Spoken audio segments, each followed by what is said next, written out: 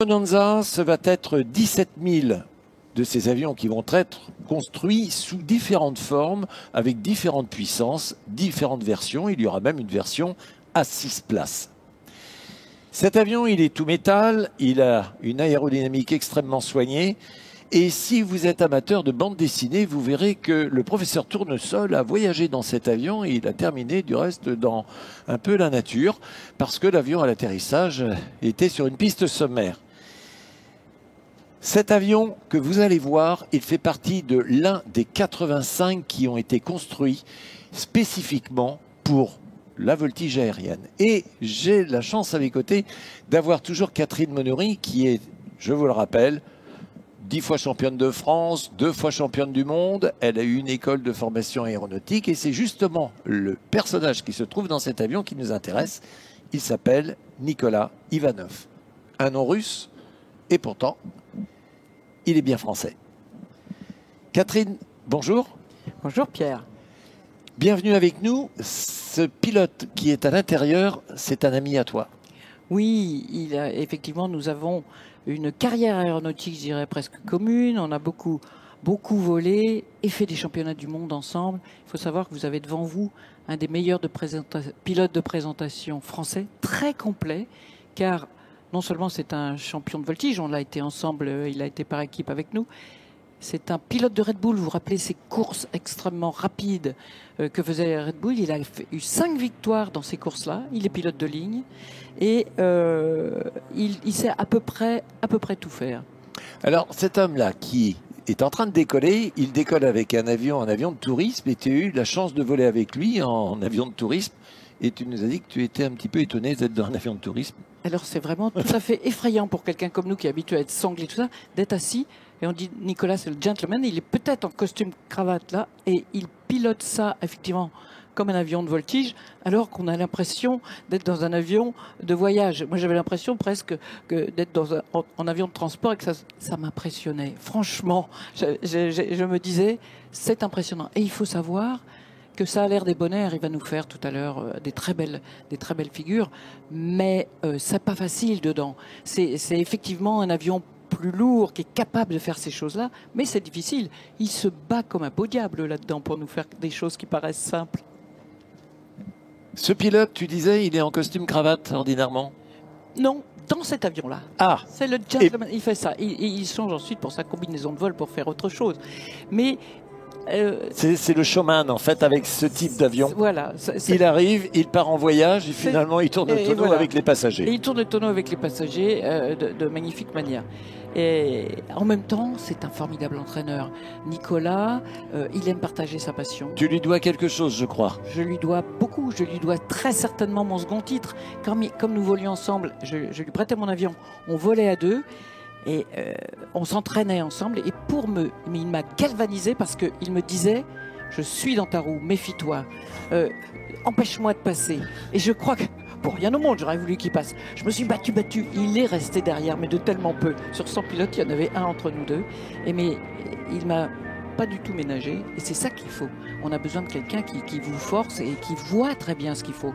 Donc il sait autant se donner aux autres qu'à lui-même pour l'entraînement. La complicité, elle se fait à plusieurs également. Vous êtes plusieurs à voler ensemble. Alors maintenant, on a l'immense chance d'avoir monté une patrouille avec Bertrand Boileau, qui est un pilote qui a été 6 ans à la patrouille de France et qui nous entraîne avec Aude Le Mordant, la nouvelle championne du monde, avec Eric Aude Le Mordant, elle est quoi? Elle est triple championne du monde, commandant de bord à Air France.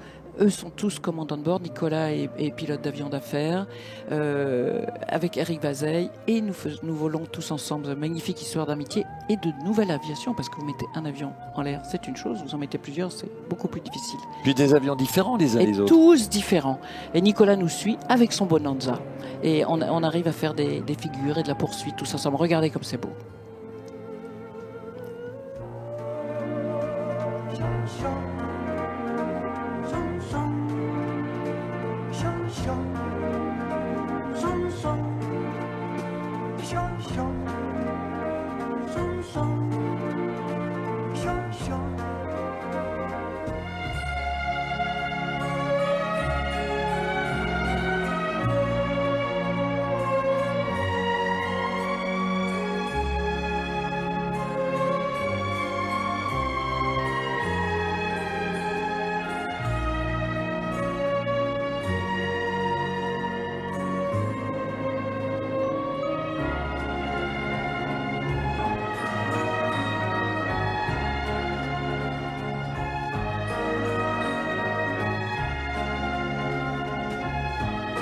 Catherine, cet homme qui a été pilote des Red Bull Air Race, c'est-à-dire l'homme qui était à quelques mètres, voire quelques centimètres de l'eau, entre les pylônes à des vitesses de dingue, il a gagné 5 de ses courses et pourtant cet homme, il n'était pas destiné forcément à prendre des risques.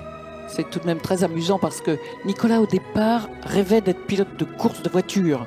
Mais sa maman n'a pas voulu, elle trouvait ça beaucoup trop dangereux. Elle avait raison. À la place, elle avait raison. À la place, il a fait de l'avion, ce qui nous prouve que l'aviation est quand même devenue le moyen de transport aussi le moins dangereux au monde. C'est moins dangereux que de prendre le train maintenant. Et donc, finalement, il a fait de l'avion, mais pas dans des configurations qui sont plus dangereuses que simplement le transport, mais son expérience fait qu'il sait quoi faire. Par exemple, aujourd'hui, nous disions hier, aujourd'hui il fait très chaud. Aujourd'hui, il y a un petit vent rentrant, vous voyez. Donc, ce petit vent, il est en train de le pousser. Il n'a pas le droit de dépasser la piste. Il y a 5 DV qui sont en train de le surveiller. Et en réalité, il y a longtemps qu'il sait faire les figures. C'est plus le moment de s'entraîner. On est dans la performance. Et donc là maintenant, il regarde par terre et il se dit oulala, où suis-je? Et il va transformer ses figures qui seront toujours aussi belles parce qu'il sait tellement bien les faire. Mais il va les faire de façon à ce qu'elles soient au bon endroit. Faut pas être sur du nid, faut pas être sur la piste, faut pas être trop au nord. Vous ne pouvez pas vous imaginer comme c'est petit. Vous avez l'impression qu'il a le ciel. Pas du tout. Il est en train de faire quelque chose de difficile, c'est tenir dans un volume obligatoire. C'est aussi difficile que de faire la figure. Alors, d'habitude, quand vous êtes dans vos avions de voltige, vous poussez la manette des gaz en avant, et puis après, on la garde. Là, il a une manette des gaz qui est un peu particulière. Ah oui, c'est compliqué. Il est toujours en train de tout régler. J'ai vu qu'il avait un travail absolument fou. Alors que c'est vrai que nous, en voltige, tout en finesse, on met tout vers l'avant, on tire le plus fort possible. Et c'est en fait, finalement, plus facile. Là, il y a beaucoup de subtilité. C'est un chorégraphe qui doit tout mener à la fois. Et justement, Nicolas a ce talent d'avoir appris tout ça. Nicolas, il est Ivanov. Ivanov, ça fait russe. Oui, Nicolas, c'est un petit mélange quand même. Il est russe, mais il est aussi grec et il est aussi corse, le corse rapide. C'est vous dire quand même que c'est un caractère qui en fait cet être d'exception que tout le monde admire et qui est extrêmement aimé aussi dans le milieu, justement par un mélange de modestie et d'immense qualité de pilote. Et puis il a toujours le sourire, quelles que soient les situations. Je ne l'ai jamais vu autrement qu'avoir le sourire, quelqu'un d'agréable, l'humeur. Il a toujours l'air zen. Il bat des ailes, ça veut dire quoi quand on bat des ailes en fin des mots? Ça veut peut-être dire qu'il a terminé, c'est une habitude de la voltige. Oui, et vous regardez, il va sortir des trains. Et alors, on se demande s'il est fatigué. Il est moins fatigué par le vol qu'il a fait, c'est pas très chargé à Angers. Il est fatigué par le fait qu'il voulait rester au bon endroit et faire quelque chose de joli pour le public. Il n'est pas en train de travailler pour lui, il est en train de travailler pour qu'on le voie et qu'on en profite. Il travaille pour les autres. Et là maintenant, il va falloir se poser où il faut, de façon à pas gêner le suivant. Et de façon à ne pas prendre trop de temps. S'il se pose en début de bande, c'est casse-pied, il faut attendre qu'il remonte pour libérer la piste.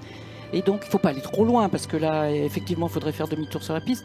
Tout ça, c'est un boulot de coordination permanent qui fait que quand c'est fait, on est content, mais on a été bien occupé. En tout cas, tu es fier d'avoir pu parler avec de Nicolas. Nicolas qui est dans la patrouille, une patrouille dont tu es la présidente. La patrouille de l'Aéroclub de France qui se peut produire sur certains meetings, tout ça, avec grand plaisir. Et on vous attend à Chartres d'ailleurs le 21 septembre. Le 21 septembre, il y a un meeting aérien à Chartres oui. Organisé par l'Aéroclub de France. L'Aéroclub de France et cet aéroclub qui est en plein